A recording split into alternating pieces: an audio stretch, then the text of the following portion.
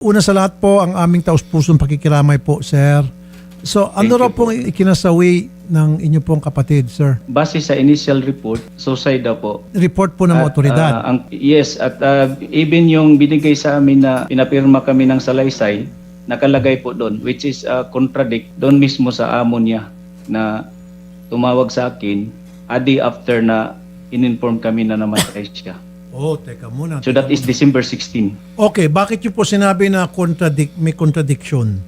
Yes po, kasi before po siya namatay, dalawa po ang option kasi matagal ko na siyang pinauwi kasi actually hindi po talaga DH yan, professionalizing siya. Ano pong trabaho niya pala, nadala sir? lang. Nag-DH po siya, sir. Okay. Dahil po nadala siya sa mga kasama niyang teacher na nag-waiting na rin sa I-team. Okay. Ako po mismo ang Okay. ayaw sana. Okay. Kaso nagpumilit at marami daw siyang kasamang teacher. So after all, nadala ako. Mga ilang araw akong, kasi galing na ako dyan. Saka hindi po ako recommended ng mga ko kasi kabisado ako.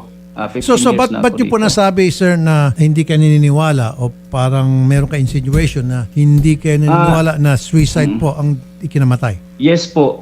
Maliban po sa siya po ay isa pong God-fearing, well-disciplined. Okay. At nakausap ko po siya mismo na siya po ay uuwi na. Okay? And that day before that time nga namatay na pala siya nung 27. A day before meron kaming recording. The day na bago siya sinasabing nagpakamatay, tumawag po sa inyo. Ano pong napag-usapan nyo? Ang mismong amo niya po ang tumawag sa akin na talk to your sister. So when I talk to her, it's not regular what I heard because po regular naming pag-uusap is malambing po siya. Kasi busis lang dahil alam ko yung environment ng trabaho niya. Opo. Wala pong allowed na kamera.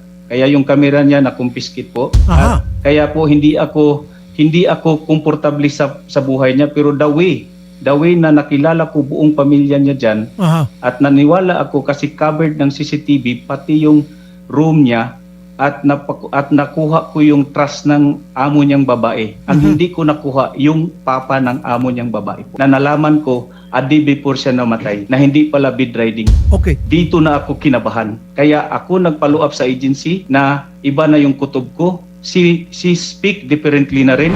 Ano pong napag-usapan nyo? Yung last time, yung pinaka-last na the day before na sinasabi na suicide siya? Sa huling pag-uusap namin, sir, dalawang option lang. Ano nga Uuwi po? siya or tutuloy. Wala kaming pinag-usapan na iba. Sabi nyo, meron ng findings yung mga otoridad sa Qatar. Pwede silang magkampiyan dahil, di ba, ibang lahi tayo. Kaya nga dapat ipapa-autopsy natin for the second time dito sa NBI pag napauwi yung mga labi. Tama? Kasi kung iko-contest natin na may foul play, hindi natin mapapauwi agad yung mga labi. So kung sasabihin natin, sige, go ahead, go natin papunta rito, and then papa-autopsy natin sa NBI, pag lumitaw sa NBI na hindi naman talaga suicide, then meron tayong maikakaso laban sa mga amo. Ano ra pong kinamatay? Suicide, di ho ba? Ano ba? Dahil nagbigti? Paano ba nangyari? Lumundag sa building? Ang nandito po, sir, sa findings po, fall from Document kami.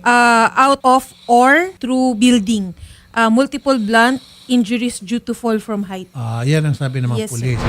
Attorney Kaunan, magandang hapon. Narinig niyo na po itong kaso ni Miss Rosil Garcia Cauba ng Qatar na sabi ng mga otoridad doon, nagpakamatay through paglundag sa building. Ang sabi po ng kapatid, nagdududa siya, baka hindi at baka may foul play. Ano bang maging diskarte natin dito? Kukontest natin doon o pagdating dito, ipa-autopsy natin sa NBI at kung lumitaw na hindi naman talaga napakamatay at may foul play, saka tayo magsampa ng kaso. What do you think? Sen. Rafi, ang latest po na natanggap namin na communication from the family, ang option po sana nila ay magkaroon po ng Autopsy sample. ulit doon sa Doha at magkaroon ng sa Qatar po at saka they are requesting for reinvestigation.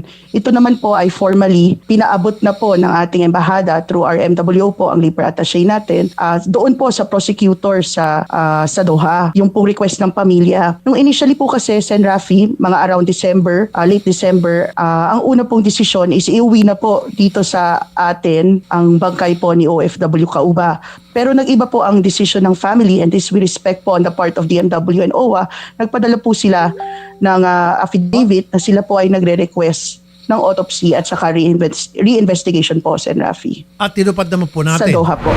Nag-issue po agad ang embahada ng note verbal po, papunta naman po sa side po ng Qatar, at saka po Ang latest po, Sen. Rafi, Jan 9 po, ay nakipag-usap po ang MWO po, ang ating labor attaché, kasama po of course our welfare officer at Okay. kinatawan ng embahada sa prosecutor po tungkol po dito sa request ng pamilya.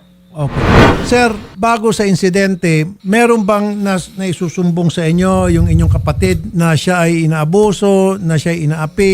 Kumbaga, meron bang mga reklamo siya laban sa kanyang amo or kanino man? Meron o wala? Meron sir, yung sinabi niya na hindi bed riding pala yung sinabi niyang bed riding. Yung pinapakain niya lagi sa third floor. Yung Merong ama isang ng amo- bedridden na alaga niya ang pinapakain niya. Hindi bedridden yun kung hindi malakas yun. Okay. Tama lang po yung ginawa ng OWA, paimbestigahan nga. Request sa prosecutor.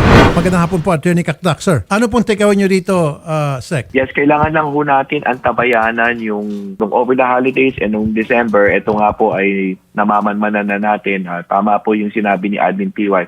Kailangan lang tapusin yung reinvestigation na tinatawag and in due time, and in this reinvestigation mahalaga yung labi ni Rosil. Kaya kailangan lang antabayanan ito and rest assured kay tatay na babantayan po natin itong kasong ito until magkalinaw tayo on the Qatar side and until makauwi siya. Kasi tama rin kayo, Chair Sen, pagdating dito, meron din tayong sariling autopsy ang isasagawa. So, hindi muna mapapauwi yung mga labi, Sec, dahil nag-request tayo sa prosecutor for a reinvestigation and then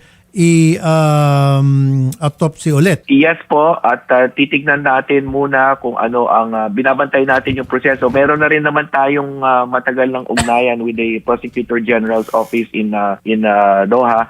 So we will just have to ensure na napatas ang proseso. But of course, tama rin kayo, Chair Sen, na kailangan na magkaroon din tayo sarili natin. So, kailangan lang po talagang antayin, sir. Pakiconsider din po, yung nagsinungaling daw, sinabi raw nung buhay pa yung OFW natin na hindi naman daw bedridden yung kanyang pinapakain sa another floor. In fact, malakas daw yung pangatawan. So pwede rin maghaka-haka tayo na baka yung pinapakain niya yun ang tumulak sa kanya. So tingnan din po natin yung ganung angulo possible. Yes, sir. Kasama po lahat yun.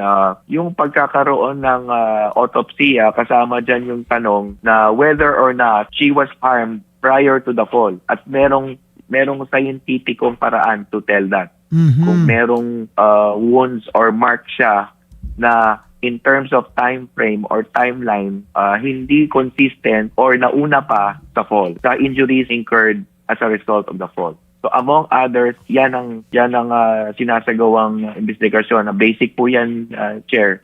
Titignan yan at having said that, of course, magkakaroon din ng sariling pagsusuri naman yung ating side pag-uwi. Okay, so meron pong mga taga-embahada natin doon, maging taga-DMW at OWA, para mag-monitor sa gagawing reinvestigation ng prosecutor doon sa Qatar. Yes po, Sir. Yes po. Ayun. And So, we assure the family, si tatay, na babantayan po natin. Good. So hindi pa po muna mapapauwi yung mga labi. Hindi pa, Sen.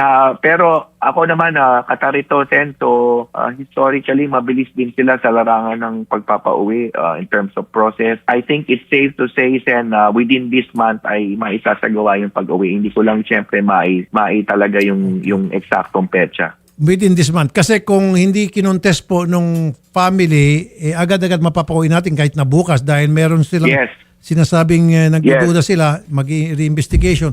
So matatagalan hanggang katapusan, maximum. Yes, I think it's a safe estimate, Sir. Ayun. And as I understand, since nangyari ito, na-in touch na tayo with the family, at patuloy po tayo magiging in touch with the family, Sen, para ma-handhold natin sila sa mahirap na prosesong pinagdadaanan nila. Tama. At sir, may matatanggap na mga benepisyo po itong Yumao? Yes. Okay, mula sa Yes, Sen. sa DMW? Mula sa inyo, sa legislatura na aprobado ng ating Pangulo kamakailan, nataasan ng ating action fund. So maraming salamat po, Sen, Chair. At yes, meron po matatanggap sa action fund. Inanong ko nga yung action fund. Pinataasan ko yung budget para mas lalo maraming matulungan ng mga OFW tulad sa mga ganitong sitwasyon. So, Sir Rolando, hindi pa tapos tayo dyan. Pagdating na Pilipinas, gagawa pa tayo ng sarili natin investigasyon dahil may pagdududa kayo, ipapa-imbestigahan natin sa NBI, ipapa-autopsy pa rin natin. Okay, sir? Yes sir, yes sir. Okay na po. Actually, nag-Zoom kami last night, sir. Sino pong ka-Zoom nyo? Nag-invite yung MWO. Okay. Actually, sir, na-surprise kami dahil na-autopsy na pala yung kapatid namin. Di namin alam. Ito yung isa sa nagdududa kami. Ngayon, Pero sir, nalungkot proseso na yun po sir. talaga kami. Dapat kasi sinabing suicide, kailangan merong gagawing autopsy yung mga otoridad. Natural lamang yun para malaman kung talagang suicide o hindi o anong kinamatay. Sek, nagdududa sir. si Mr. Rolando Cauba, bakit daw agad-agad pina-autopsy nang wala man paalam sa kanila? Titignan ko po ito, Sen, pero ang alam ko, nung unang lumabas yung kaso na to, issue pa as to whether i-autopsy at ang instruction ko sa labat, maiging may autopsy subject to consent of the family. So, titignan ko, susuriin, imbestigahin ko rin po ito, Sen, kung ano ang timeline ng pagsasagawa ng autopsya at whether nagpaalam sa pamilya. Sir, ang importante sir, iimbestigahan na po ng Qatar authorities, reinvestigation, tututukan po ng OWA at saka ng DMW, and then pagdating dito, i-autopsy ulit ng NBI. Salamat sir. Tutulong po ako sir, bibigay ko lahat ng tulong. Sir, maraming salamat. Thank you.